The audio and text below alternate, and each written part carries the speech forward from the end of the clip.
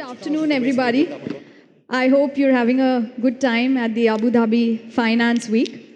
So, the panel today is about building billion-dollar startups in the fintech space. And I'm very happy to moderate the panel with these two gentlemen who have built profitable unicorn fintech companies out of India, one in the retail lending space and one in the SME lending space.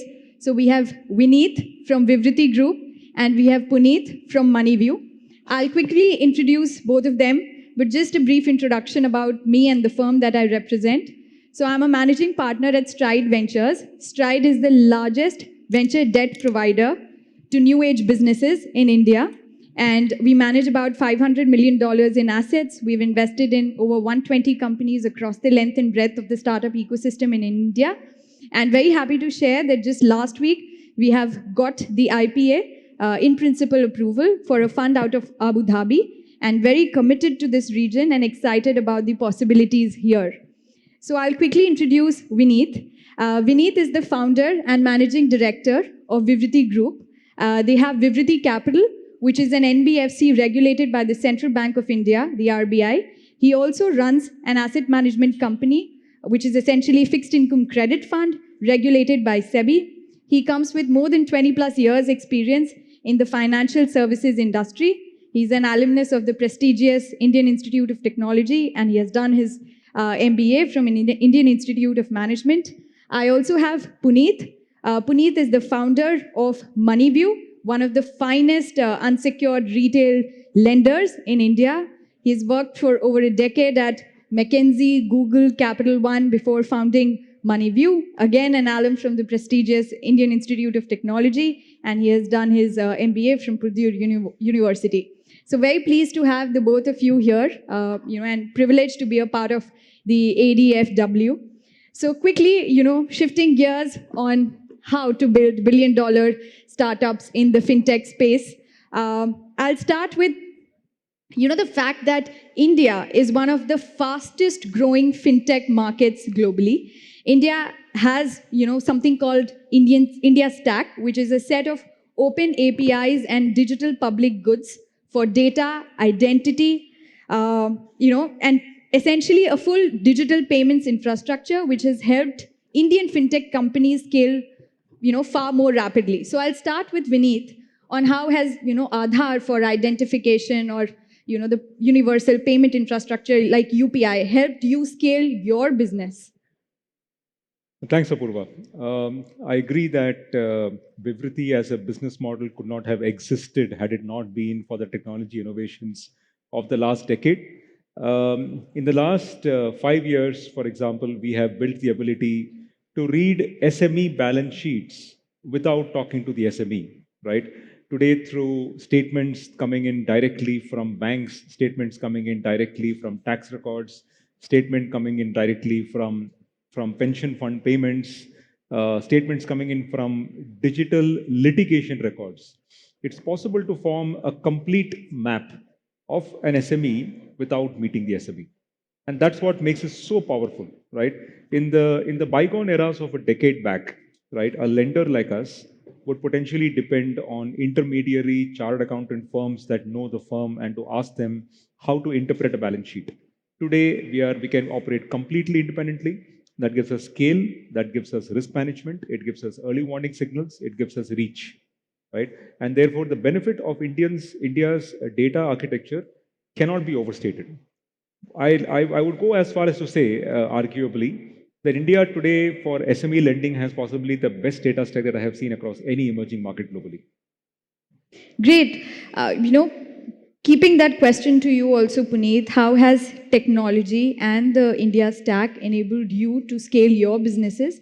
Also, I think India Stack is already adopted by 15, 16 countries globally. What can, UAE as a corridor learn from Indian Stack and adopt it to, do better underwriting at scale? Absolutely. Kind of echoing some of the things that Vineet mentioned.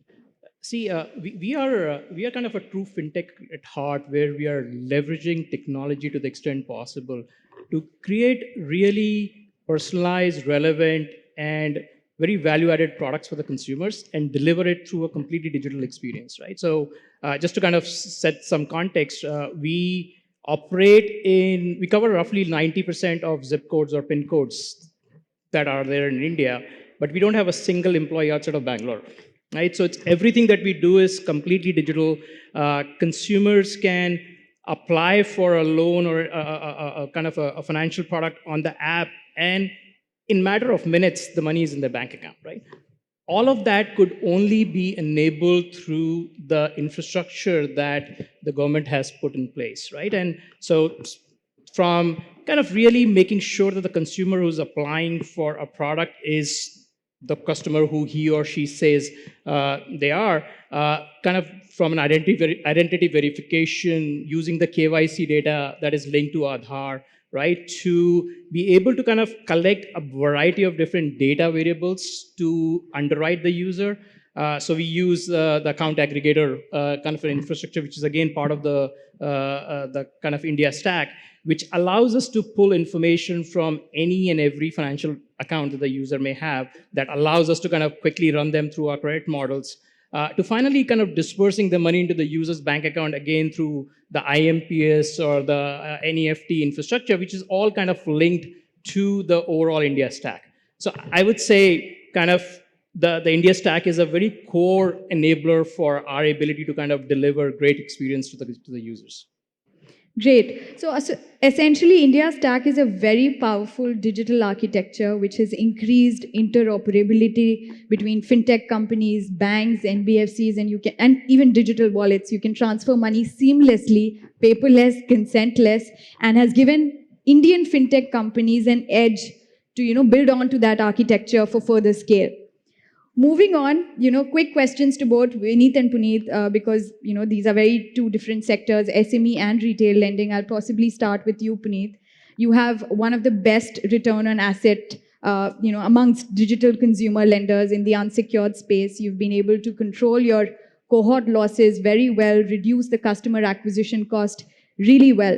So was this a part of the DNA from the very start? Because building profitable companies right from the beginning is very difficult, especially when you can easily get distracted by growth at all cost mindset. No, absolutely. See, as I mentioned, like we really from the very beginning run MoneyView as a true fintech, which is a combination of financial services and technology, right? So we leverage the technologies to really create delightful user experience for the users, to create really relevant and personalized products to the consumers. But we run MoneyView as a financial services company, right? And what that means is we want to apply the same rigor that a traditional bank or another financial institution kind of applies to run a company. Unit economics has been kind of our core fundamental kind of belief from day one. Actually, from the first loan that we have given out, the focus had been to kind of be unit economics positive. So whether it comes to kind of creating the products correctly, to kind of pricing them correctly, acquiring the users in a more efficient manner, to even things around building a business which is very capital light, right? So we actually turned profitable with just $30 million of funding. And so kind of to come back to that, this rigor of running a fintech as a financial services company has been kind of our core part of the DNA from early days, and that's what is kind of helping us deliver the high ROAs and ROEs for our investors. Great. Vineet, similar question to you. SME lending is extremely underpenetrated. They contribute about 40% to the GDP in India, but only 11% of the bond market. I think Vivriti is unanimous to propelling performing credit in India and opening it to different investor types. And I see the same trend in UAE. I think there's significant underpenetration when it comes to SME credit. What are your learnings? Since you've already bridged the gap to a large extent and your contribution is very relevant there, what are the key learnings that you'd like to share with the audience here on, with possible entrepreneurs who are building something similar in this region? I think something we told ourselves, 7 years back when we started was stay profitable and never have more than single-digit NPA cases that we go after, right? And that's been our story in the last 7 odd years, and that's helped us stay above the water, stay profitable even when we were a bootstrapped company for 18 months and thereafter. And frankly, the market is so rewarding that it has not resulted in us sacrificing growth, right? In 6 years today, Vivriti is roughly $1.2 billion of assets. Uh, I think it's been a great story because fundamentally we were addressing a market that is massively underpenetrated, and therefore we had a lot of, if I may use the word, rich pickings within a very large market that was crying for term funding, right? Our learnings have been that go where the market today is not there fundamentally, and keep a very tight eye on risk-based pricing, right? For example, India SME weighted average term default rates are 3%, but term margins over risk-free is 8%. So if we spray and pray, we can make five, and we are not spraying and praying, Yeah. right? Yeah. So our learning has been that when there is a market gap so fundamentally wide, there has to be a very clear reason, and hence someone like us can exist. Sure. I'll just like to add, so Stride is in the startup lending space and the asset loss ratios are less than 1.5%. So I think India has that DNA that we've used alternate data sources to make sure that we are doing a good job at credit underwriting at scale. And if the unit economics, as both of them have, focused on in their businesses, we can really run profitable companies at scale. Next question to you, Puneet. Fintech is, of course, a highly regulated sector. There could be decisions which become retrospective in nature. It's also a very dynamic space.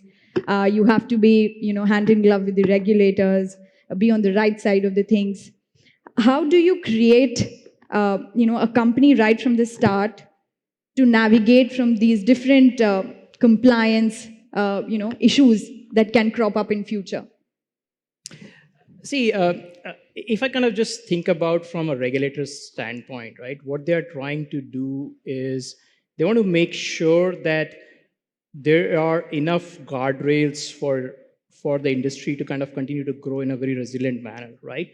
And there are two aspects broadly that the regulators are focused on. One is making sure that you are doing right by the customer, right? And then second is to make sure that there is no systemic risk that you are creating, right? So things are kind of, the processes are well defined. You're kind of managing your capital well, you're managing your risk well, and so on and so forth. Now, if you actually take these two key kind of themes, that's something that we have focused very deeply from early days, right? Even being a digital lender, our Play Store rating is 4.7, right? Our NPS is 60. So whether regulations or not, we want to actually do right by the customer. We want to create great products. We want to treat them with respect, and so on and so forth. So that's one part of the regulation that came. The second part of the regulation is around kind of risk management and so on and so forth.